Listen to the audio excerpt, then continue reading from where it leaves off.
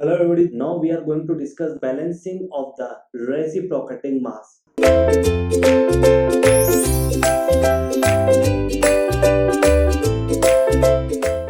We have completed the balancing, that means static balancing of the rotating mass. Now the next topic we are going to discuss, that is balancing of the reciprocating masses.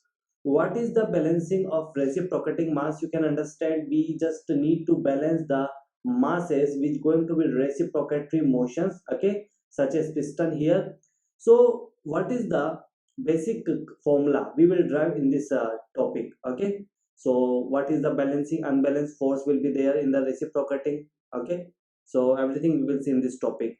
So you have seen that the various forces acting on the reciprocating parts of the engine, okay? So the resultant of the all the forces acting on the body of the engine due to the inertia force will be the unbalanced force or shaking force. You have seen various forces, that means in the dynamic analysis of the slider crank mechanisms, we have seen in the last to last chapter that there are various forces acting on the single slider crank mechanisms. So if I'm talking about the unbalanced force, so that means the inertia forces, that would be the unbalanced force or the shaking force, okay? So I'm just writing here the unbalanced force or shaking, that means the inertia force is known as inertia forces is known as shaking force or unbalanced force. This is basically a shaking force, or it is sometimes called as unbalanced force.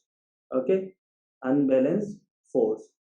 So basically, this is the unbalanced force on the parts of the reciprocating masses, unbalanced force. Okay, so we need to calculate this unbalanced force, and this is denoted as F inertia.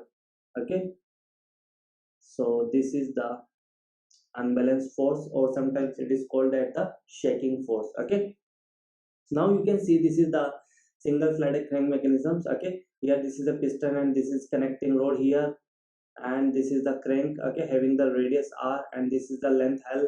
And you can see this is the inner dead or top dead center, and that crank is making an angle theta degree with the inner dead center or top dead center. You all know that this is inner dead center, this is inner dead center, and we all know that the theta is measuring from the inner dead center or top dead center. Okay, so this is top dead center, so this is top dead center or inner dead center. Okay, so we are calculating the balancing of the reciprocating mass, that means we are calculating the inertia forces. So first we need to assume that m is denoted as the mass of the reciprocating parts. So this is the mass of reciprocating parts, this is the mass of reciprocating reciprocating parts. Okay, this is the mass of the reciprocating parts, and L is the length of the connecting rod, this is the L, and this is length of the connecting rod. Okay, so here I'm denoting that CR, this is nothing but the connecting rod, and simply this is R, which is as the radius of the crank. So this is the radius of crank. Okay, unit must be same, whatever be the unit you consider of the in the length of the connecting rod, the unit will be same for the radius of the crank. If the length is in mm, you have to consider radius in also mm. Okay, and theta is the angle of inclination of the crank with the line of stroke. You all know that this is the line of stroke of the piston. Okay, so this is the angle theta, angle angle of inclination angle of inclination angle of inclinations of the crank. Either you can say this is from the inner dead center, top dead center, or you can say this is the angle of inclination of the crank with the line of stroke. Okay, so with the line of stroke, line of stroke. If I ask you what is the outer dead center or bottom dead center, So you all know that this would be the bottom dead center or outer dead center. Okay, and if I ask you to find out the obliquity ratio, we all know that this is the ratio of the length of the connecting rod and the radius of the crank. This is the obliquity ratio. Okay, it is always greater than 1 because the length of the connecting rod is always greater than to the radius of the crank. Okay, so acceleration of the reciprocating we already calculated in the dynamic analysis chapter. Are you getting my point? We already calculate the accelerations of the reciprocating parts in the dynamic analysis chapter. That means the last to last chapter we have calculated. So I'm just writing here the acceleration is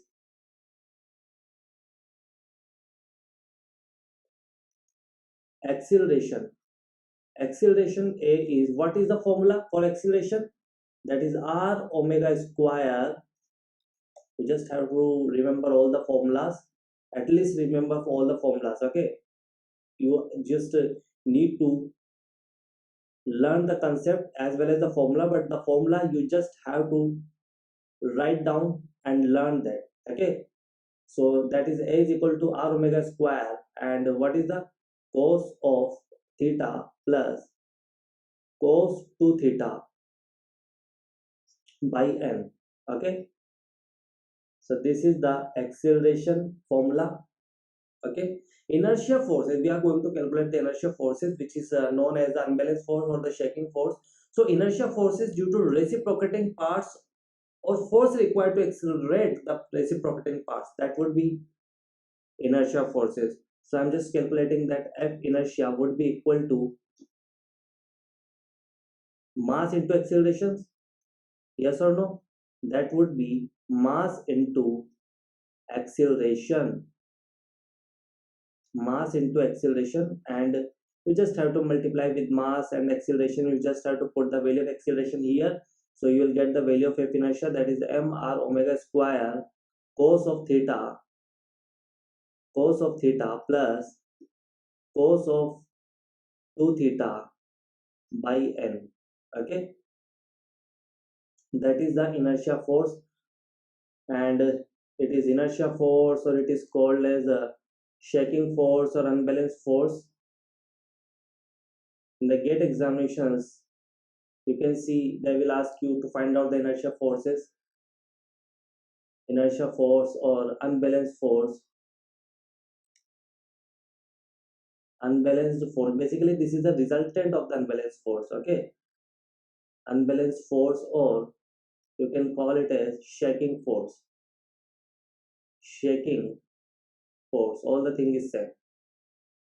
So if you know the acceleration formula, that means you know the inertia forces formula. Okay, so this is the formula for the inertia forces. You just have to put directly, and then you will get the final answers if the data is given in the questions. Okay, we will solve the numerical questions so that it will be easy to understand how we apply the inertia forces formula. Now we have discussed in the previous article that the horizontal components of the force exerted on the crankshaft bearing. We all know that. We already discussed these things in the dynamic analysis. So it is just the revision of the dynamic analysis. Okay, what are the number of forces which are working on the slider crank mechanisms? Everything we have seen that. You can see there will be a, this is the force. Okay, working on the cylinder. Okay, normal force, that is considered as normal force, and that is the FC, and that is the there will be a gas pressure also, and we can call it as a piston effort. Okay, because we consider gas efforts minus inertia forces, and if there is a friction force and the another force we can consider, finally we will get the piston effort. So here will be a piston effort, and that is the, and piston effort is denoted as a, and that is the normal, that is denoted as Fn. Okay, we have seen in the dynamic analysis that is, this is the connecting node force, and this is the angle beta. Okay, so all you know that. Now see here, we have calculated the unbalanced force. Now this is important, and now we just need to proceed this process. F inertia, I'm just expanding this. Okay, I'm just opening the bracket. So when you open the bracket, you will get mr omega square cos of theta plus mr omega square cos of 2 theta by n. Okay, you'll get this when you open the bracket.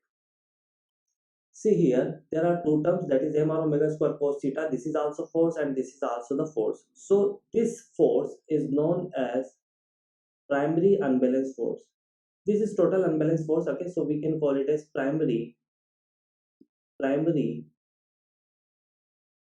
unbalanced force. This is known as the primary unbalanced force. Okay, primary unbalanced force. And what about next? This is secondary unbalanced force. Okay, this is secondary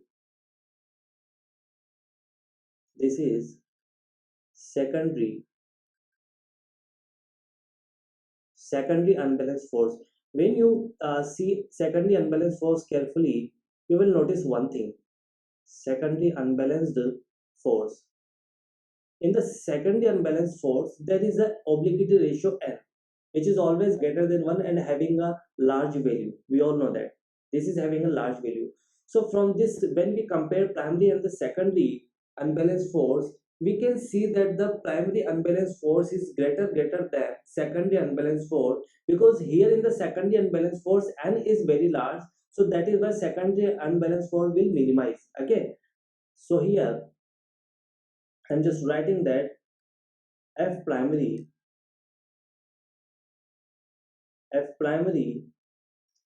is greater than F secondary. Why? Because in the secondary unbalanced force, and there is obliquity ratio in the denominator, which is very large.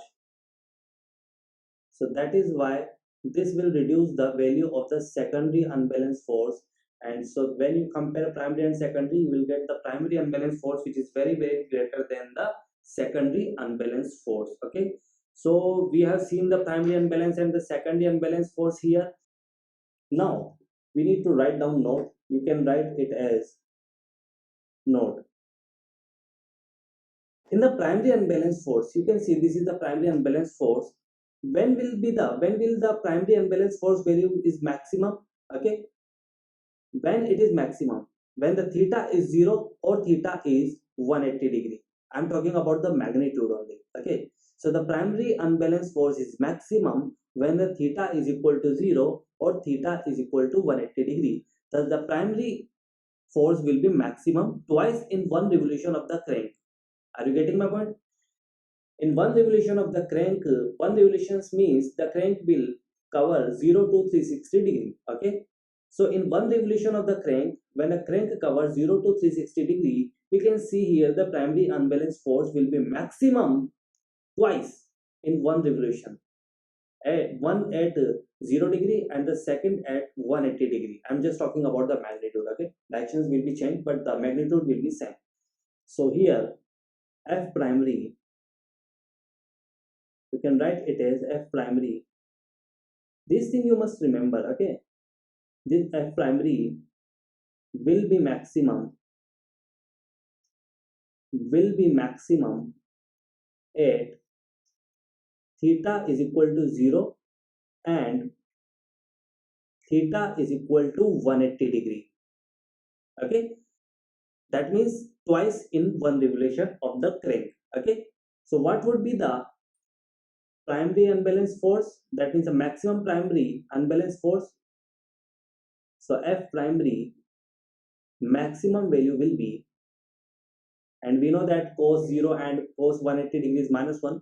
So I'm just writing here the magnitude, that is mr omega square. Okay, so that would be the maximum value. Okay, and when will be the secondary unbalanced force maximum? You can see here we are having cos 2 theta. So at 0 degree it will be maximum. At 90 degree cos 2 theta will be 180 degree. That means again maximum. At 180 degree cos 2 theta will be maximum.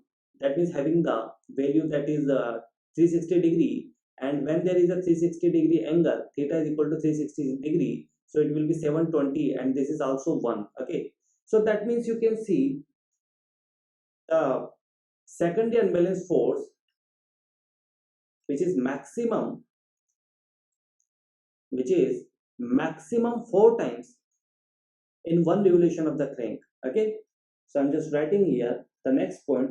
This is first point, and the second point you can consider that F secondary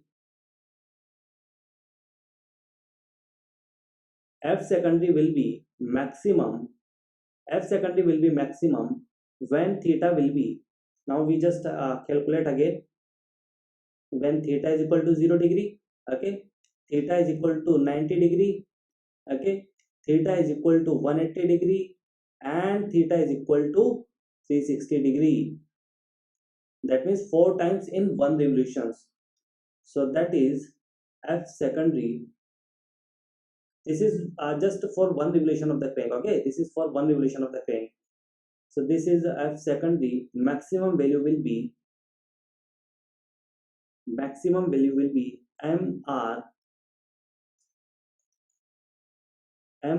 omega square by n. Okay, so that would be the maximum value of the secondary force. Okay, so you can see here that the maximum secondary force is 1 upon n times the maximum primary unbalanced force. Again you can see that, so again you can see that the secondary unbalanced force, maximum secondary unbalanced force is 1 upon n times of the maximum primary unbalanced force. So you can see again the primary force is greater than the secondary unbalanced force. Okay, now one important things I'm just showing you, we are talking about the magnitude. So what about the direction sign? I just to explain you that the unbalanced force due to reciprocating mass varies in magnitude. You can see here that vary in magnitude, okay, but constant in directions. Okay, while due to revolving mass, the unbalanced force is constant in magnitude but varies in directions. Okay, okay. So I hope you will understand the primary and the secondary unbalanced force of the reciprocating mass. We will do the numerical question, so it would need to be understand. So how can we calculate the primary unbalanced force and the secondary unbalanced force? So you will able to understand the procedure how we have calculated. Now you just have to remember this complete formula. Okay, then we will use this formula in the numerical questions.